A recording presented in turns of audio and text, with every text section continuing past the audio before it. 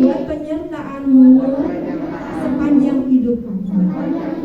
Tuhan, kami sudah memuji Tuhan. Kami percaya Tuhan ada mujizat dalam setiap pujian yang kami naikkan.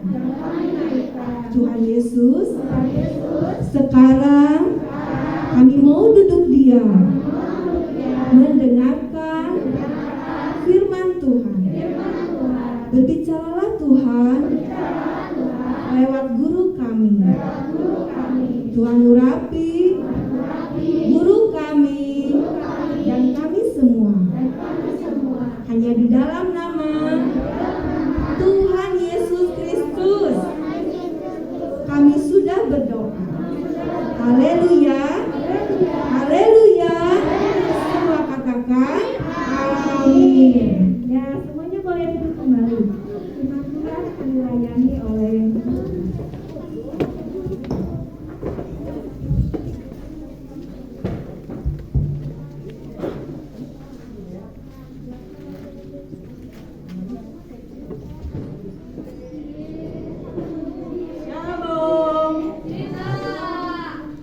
kabarnya hari ini?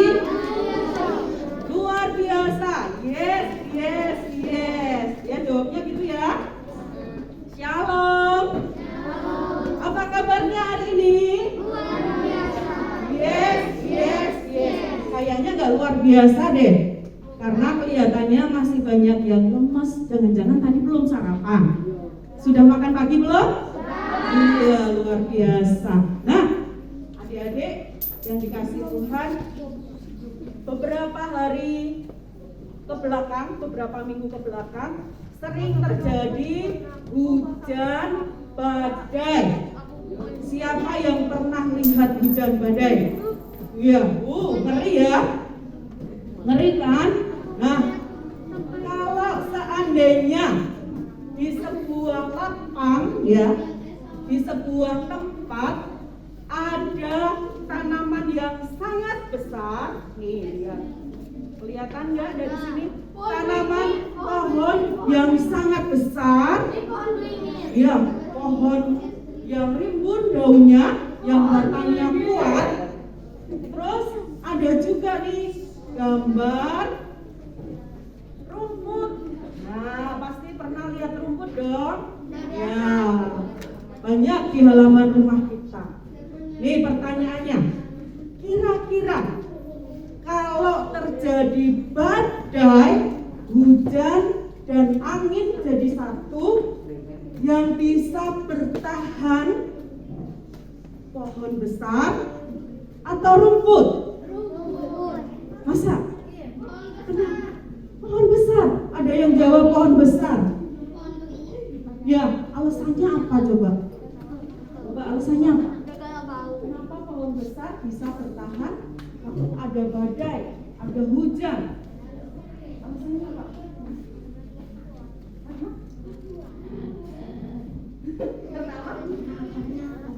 Wah, karena akarnya kokoh.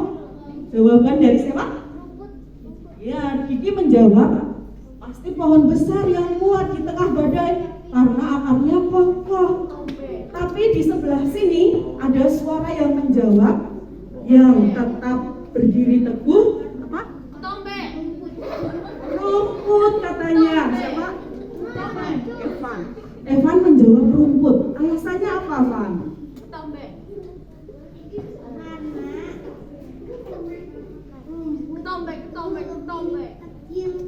Lebih kecil, lebih kuat.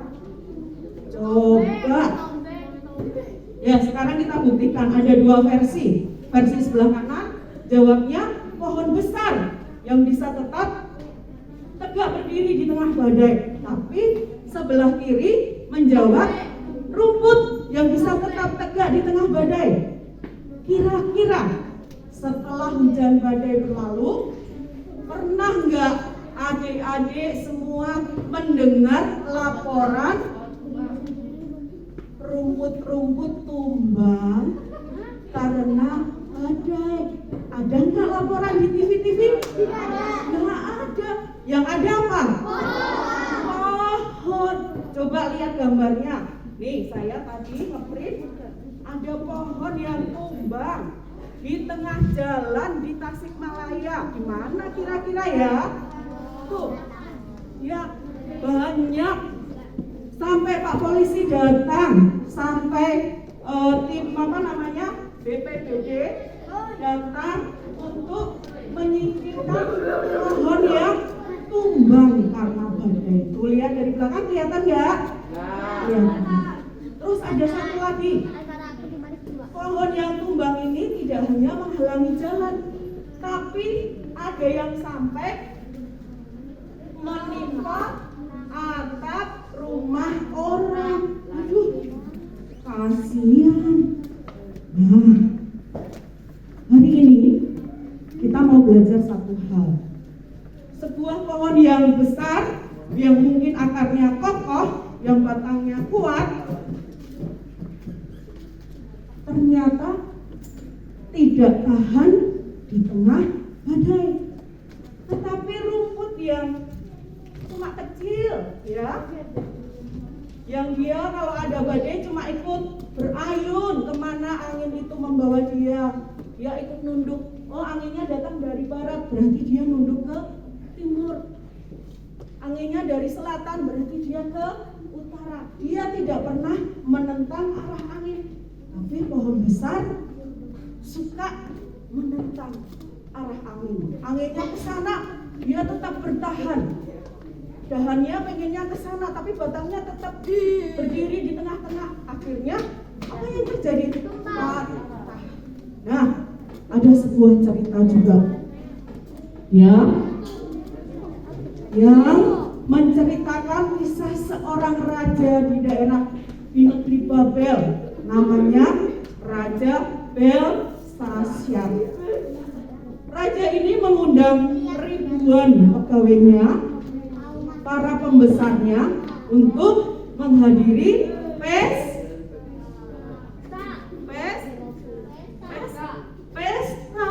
Raja ini mengadakan pesta. Ayo semua, bawa serta istrimu datang ke pestaku. Nah, di tengah pesta itu, ya, sang raja pasti kalau pesta dikeluarin minuman-minuman yang enak. Raja minum anggur. Siapa yang pernah minum anggur? Waduh, enak gak? Enggak ya? Nah, kalau diminumnya sedikit, waktu kita perjamuan kudus itu melambangkan darah Yesus, kita minum. Nanti kalau sudah kalian baptis ya, boleh mengikuti perjamuan kudus.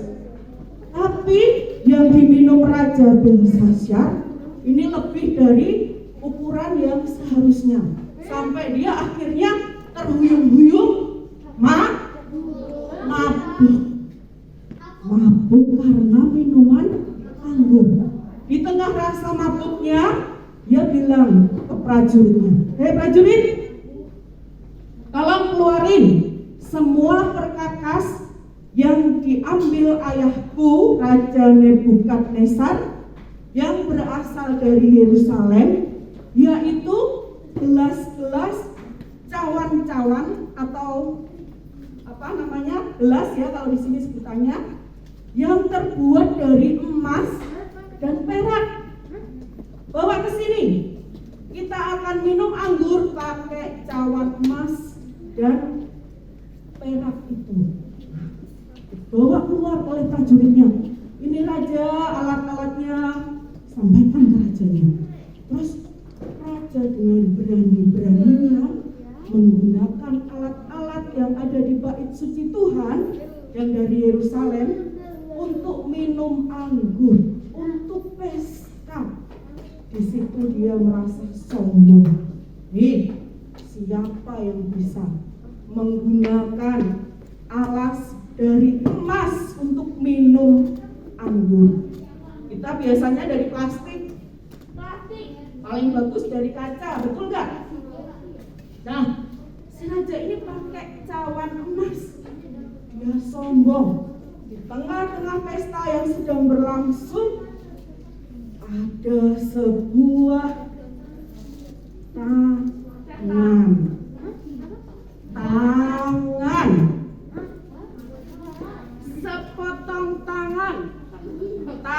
badan, tanpa orang. Tangan itu menulis di dinding, ya, huruf-huruf yang raja itu nggak tahu artinya. Semua orang yang ada di pesta itu melihat, sambil melihat di sana, tangan itu menulis. Bayang nggak kalau kita ada di sana? Pasti takut ya. Nggak ada badannya, cuma sepotong tangan nulis di dinding yang bisa dilihat raja dan seluruh orang yang hadir di pesta itu. Diceritakan di Alkitab ya, di Daniel 5, hanya raja itu sampai lemes, kakinya, lututnya itu berantukan itu gemetar. Pernah nggak kalian gemeter sampai kakinya bunyi tuk. Si raja itu seperti itu, dia merasa takut, wajahnya langsung pucat, ya, wajahnya langsung pucat. Terus dia berkata, "Hei, semua, perhatikan ke sini. Kumpulkan semua ahli nujum, semua ahli jampi, semua orang pintar yang ada di sini. Panggil mereka, cepat datang kepadaku untuk mengartikan tulisan yang ada di dinding itu." Raja, orang yang bisa mengartikannya akan saya beri hadiah yang besar. Akan saya kasih kain ungu, akan saya kasih kalung, akan saya kasih jabatan. Wow. Langsung hari itu juga ahli nujum datang, ahli-ahli jampi datang, orang-orang pintar datang ke hadapan raja. Mereka bertanya, "Apa yang bisa kami lakukan, Raja?" Raja berkata, "Lihat, tadi ada tangan yang nulis di dinding. Tulisan itu nggak bisa dihapus, masih ada. Coba kamu bacakan," sambil gemetaran ya. "Apa artinya itu? Aku pengen tahu," kata raja. Semua orang pintar melihat buku-bukunya, dibaca. Oh, bentuknya kotak kayak tahu, artinya apa ya? Oh, bentuknya seperti ketapel, artinya apa ya? Nggak ada yang ngerti. Padahal itu orang pintar katanya, tapi nggak bisa baca tulisan itu. Wah, di tengah ketakutan raja, ahli-ahli nujum nggak bisa baca, tukang-tukang apa ya, ahli nujum, orang pintar nggak bisa baca di seluruh Babel. Tiba-tiba permaisuri datang. Permaisuri itu siapa ya? Iya, istrinya raja datang, masuk di hadapan raja. Dia bilang, "Tuanku raja, dimuliakan tuanku, kekalah kekuasaan tuanku. Dulu zaman ayahmu ada, Raja Nebukadnezar, ada seorang yang dianggap memiliki kepandaian setingkat dewa. Orang ini pinter. Orang ini namanya Daniel. Tapi raja ngasih nama Belshazzar. Orang ini orang Yudea. Ya, diambil dari Yerusalem. Dia itu orang buangan yang diangkut ke Babel. Nah, di Babel ini setelah dia bisa mengartikan mimpi Raja Nebukadnezar, akhirnya diberi kedudukan sebagai orang yang menjadi ketua para ahli nujum, ketua orang pintar. Nah, jadi orang ini pintar sekali raja, kata permaisurinya. Terus raja berkata, "Yaudah, sekarang panggil, datang ke hadapanku Daniel." Panggillah Daniel, datang ke hadapan raja. Nah, pada waktu Daniel datang, raja bertanya, karena dia nggak kenal siapa Daniel ya, karena raja baru kali itu ketemu. Tanya, "Apakah kamu Daniel yang diceritakan bahwa kamu memiliki ilmu yang tinggi, yang bisa mengartikan mimpi?" Terus kata Daniel, "Betul, tuanku raja, apa yang bisa aku lakukan untukmu? Terus raja berkata, Daniel, coba lihat di dinding. Tolong jelaskan tulisan itu artinya apa? Aku penasaran. Semua orang pintar yang ada duduk di sebelah sana nggak ada yang tahu.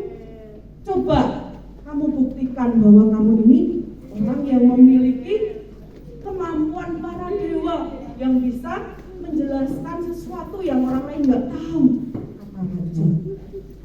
Nanti aku akan kasih kamu kain lenan ungu, kasih kamu kalung emas, akan kasih kamu kekuasaan memimpin kerajaan ini sebagai orang nomor 3 yang bisa memerintah setelah raja dan wakil raja. Wow, luar biasa. Tapi Daniel berkata, Tuanku, berikan saja hadiah itu untuk orang lain. Tetapi hari ini aku berdiri di sini, aku akan membaca tulisan itu untuk Tuanku. Terus Daniel yang setiap hari berdoa kepada Tuhan dengan setia, paling sedikit 3 kali menghadap ke arah Yerusalem. Dia melihat tulisan itu, kemudian dia berkata kepada raja, Raja, tulisan yang ada di dinding itu Mene, Tekel, Upharsin. Jadi apa tulisannya tadi? Mene, Tekel, Upharsin. Gak semua orang tahu bahasa itu. Terus Daniel berkata, artinya rajaku, Mene itu artinya pemerintahan Tuanku sudah dihitung Allah dan akan diakhiri. Wow. Jadi Belshazzar sudah memerintah, katanya akan diakhiri. Terus cuma itu aja? Masih ada Tuanku. Kata yang kedua, Tekel, Tekel kalau dibaca bahasa Indonesia ya. Tapi untuk bahasa aslinya Budias mungkin nggak tepat kalimatnya. Tekel itu artinya perbuatan Raja Belshazzar sudah ditimbang. Tahu ditimbang? Ada timbangan ya? Ya. Dan didapati timbangan Tuanku terlalu ringan. Jadi tidak ada sama sekali kebaikan yang dilakukan Raja Belshazzar. Termasuk ketika Tuanku dengan sombongnya mengadakan pesta menggunakan peralatan bait suci yang terbuat dari emas dan perak. Apakah Tuanku nggak sadar? Ayah Tuanku, Raja Nebukadnezar, hidup seperti hewan. Di lapangan, dia kena hujan, dia kena embun, dia kena panas, kukunya panjang, tumbuh bulu badannya. Karena apa? Karena sombong. Ayah Tuanku, Raja Nebukadnezar, sombong waktu itu. Tuhan buat dia menjadi seperti hewan yang dia lakukan. Tuanku Raja Belshazzar tahu itu. Tapi kenapa Tuanku lakukan hal ini lagi? Tuanku sombong di hadapan Tuhan. Tuanku menghina Tuhan yang memberi nafas hidup. Nah, Daniel berani membicarakan itu kepada Tuhan. Nah, satu lagi kata yang terakhir Tuanku. Kata Upharsin itu ya, itu kalau Daniel terjemahkan menjadi Tekel, Upharsin jadi Peres gitu ya. Artinya saya Budias belum baca kenapa Upharsin jadi Peres. Di Alkitab ditulis Peres gitu ya. Nah, kata Peres itu artinya kerajaan Tuanku malam ini juga akan direbut orang dan terpecah menjadi 2, direbut oleh kerajaan Media dan Persia. Nah, setelah Daniel berkata dengan berani menyampaikan arti tulisan di dinding, Sang raja berterima kasih. Daniel tetap dihadiahi kain ungu, kalung emas, dan kekuasaan menjadi orang kekuatan nomor 3 di kerajaan Babel. Nah, setelah Daniel pergi, apa yang terjadi? Ada yang bisa nebak? Ada yang sudah pernah tahu cerita ini? Apa yang terjadi? Raja Belshazzar mati, terbunuh oleh kerajaan Media yang dipimpin Raja Darius yang merebut kerajaan itu malam ini juga. Jadi kalau misalnya kejadian pestanya pagi, Daniel datangnya siang, nah malam itu juga Belshazzar mati karena kesombongannya. Kerajaannya yang dia lihat besar dan kuat terpecah jadi 2, jadi rebutan bagi bangsa Media dan Persia. Kalian mau lihat versi filmnya? Mau? Kita lihat, silakan. Kak, silakan diputar Kak. Ya kartun, bagus. Lihat, bahasanya Inggris. Siapa yang bisa bahasa Inggris? Terjemahin ya.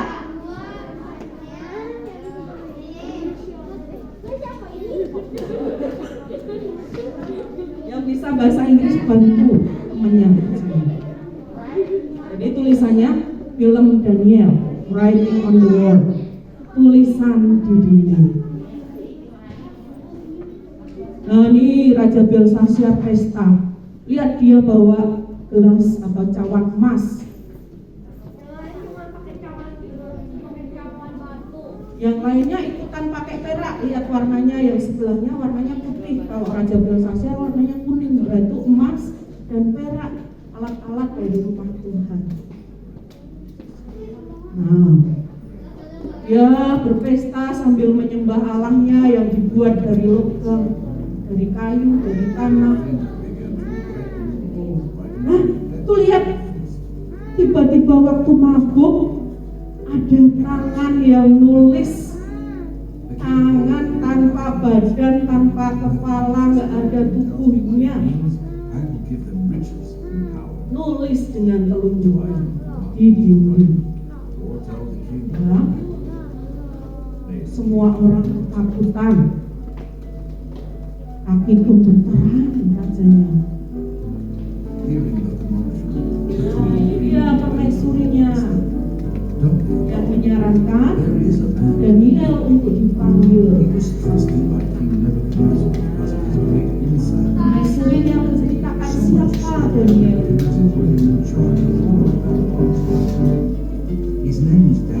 Ya, namanya Daniel.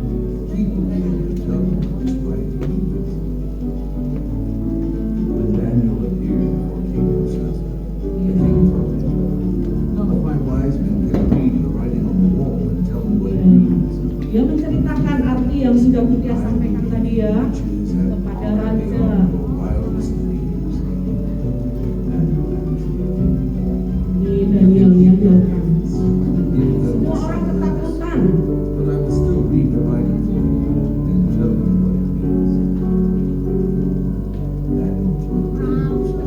Daniel berkata kepada raja, jangan sombong raja. Ya. Because of this, all the nations of the earth feared him. As he pleased to help or hurt anyone he chose. But Nebuchadnezzar became powerful. Ini menceritakan Nebukadnezar ya. Tuh, bapaknya Belshazzar jadi kayak orang gila.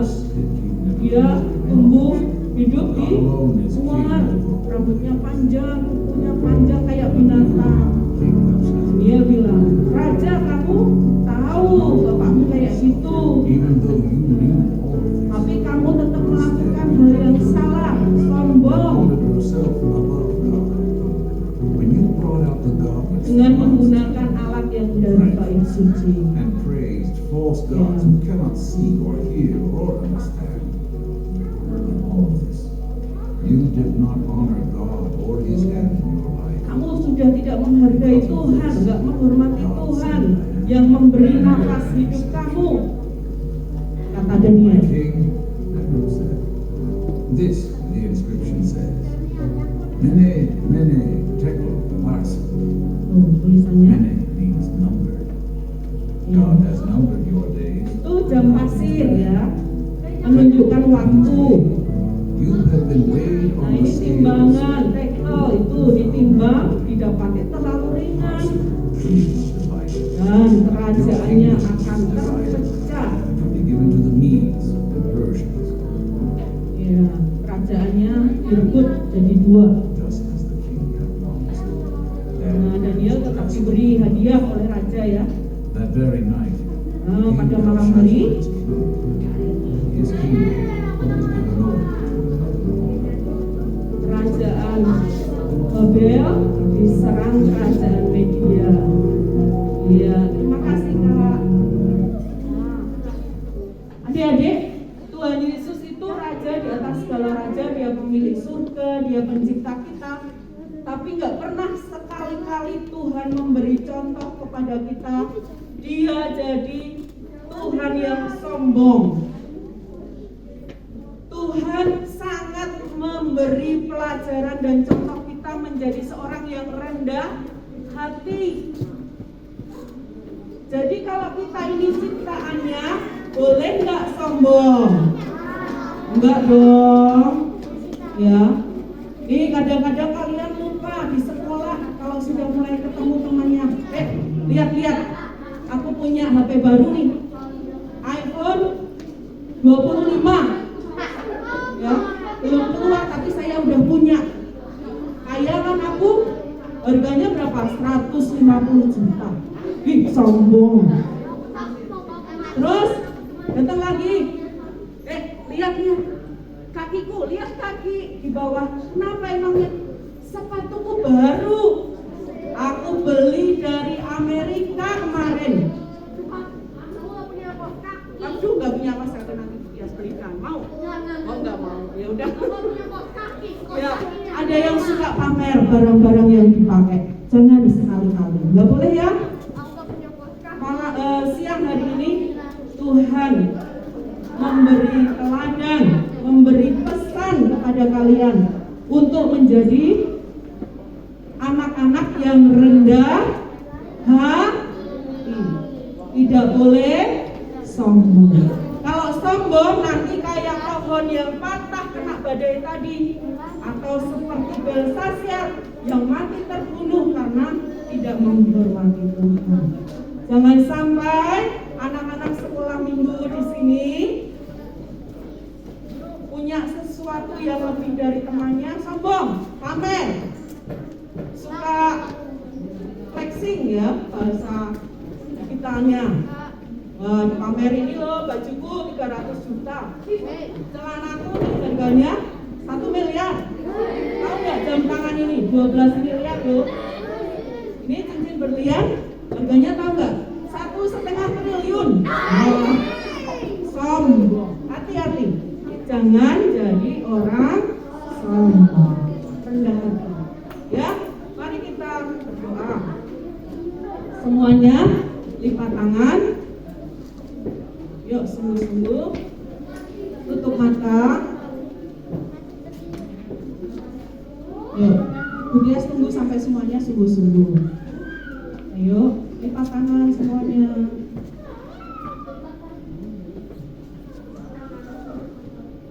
Tutup matanya. Mari kita berdoa. Tuhan Yesus, yang hari ini kami bersyukur Tuhan memberi ajaran, memberikan peringatan kepada kami untuk sekali-kali tidak sombong ya Tuhan. Ajar kami rendah hati seperti Engkau memberi teladan dari hidup-Mu. Engkau yang adalah Tuhan di atas segala Tuhan, Raja di atas segala Raja, pemilik segalanya. Sama sekali tidak pernah memberi contoh bahwa pribadi-Mu adalah pribadi Tuhan yang sombong. Tuhan, Kau sudah begitu rendah hati, memberi keselamatan kepada kami setiap setiap anak-anak-Mu. Ajar kami ya Tuhan, anak-anak-Mu yang masih kecil ini, untuk menjaga hati kami tetap rendah hati seperti Tuhan Yesus. Biarkan kiranya firman ini berlalu, tetapi pesan Tuhan tetap tinggal di dalam hati kami, dan Tuhan memberi kekuatan dengan Roh Kudus-Mu untuk kami boleh melakukan firman-Mu ya Tuhan. Hari demi hari, jadikan setiap anak yang ada di sini menjadi anak-anak yang rendah hati, yang bersikap manis kepada teman, kepada keluarga, kepada orang tua, kepada siapa saja, sehingga Tuhan dimuliakan, nama Tuhan Yesus ditinggikan. Terima kasih Tuhan Yesus untuk firman-Mu, terima kasih untuk semua berkat yang Tuhan curahkan hari ini. Hanya di dalam nama Tuhan kami Yesus Kristus kami bersyukur, kami berdoa. Haleluya, amin. Ada pengumuman Fon atau CPT? Tambahan skor. Selamat menjadi pribadi yang rendah hati.